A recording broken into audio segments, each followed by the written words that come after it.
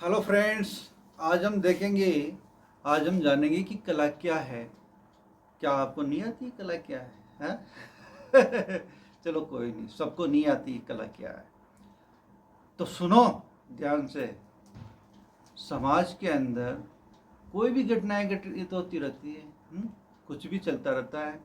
कोई भी इंसान है, उसके अंदर कुछ भी विचार चलते रहते हैं। उसके अंदर कई तरह की भावनाएं होती हैं, फीलिंग्स होती है।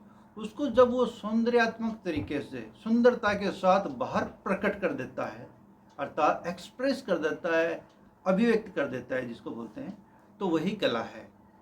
यानी कि अगर गा करके सुर ताल लय ध्वनि आदि के साथ में जब गा करके वो अपने भावों को, अपने विचारों को या अपनी फीलिंग्स को जब बाहर प्रकट करता है, तो वही कला है, वो संगीत कला है।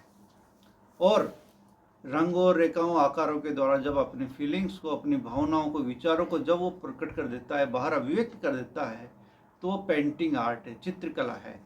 इसी प्रकार से पत्थर, लकड़ी, सीमेंट, पीओपी और भी कई मीडियम हो सकते हैं, उसके द्वारा जब अपनी भावनाओं को बाहर प्रकट करता है, तो वो मूर्ति कला है, अर्थात स्कल्पचर आर्ट है।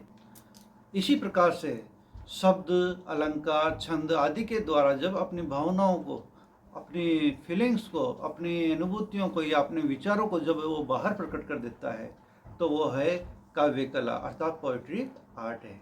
तो इस तरह से सोसाइटी के अंदर जो कुछ हम देखते हैं, कोई भी आर्टिस्ट है, समाज का एक पार्ट है, समाज में रहता है।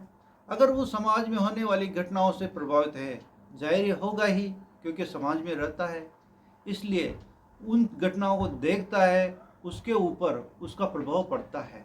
जो प्रभाव उसके ऊपर पड़ रहा है, स्वाभाविक है वो उसको सुंदरता के साथ अगर प्रकट करता है, तो वो एक कलाकार है और वही कला है। अर्थात जो कुछ हम देखते हैं, महसूस करते हैं, समाज में होने वाली घटनाओं को जो हम अभिव्यक्त करते हैं, बाहर लोगों के सामने प्रकट कर देते हैं सौंदर्यात्मक तरीके से, वही आर्ट है। इसी को हम आर्ट कह सकते हैं।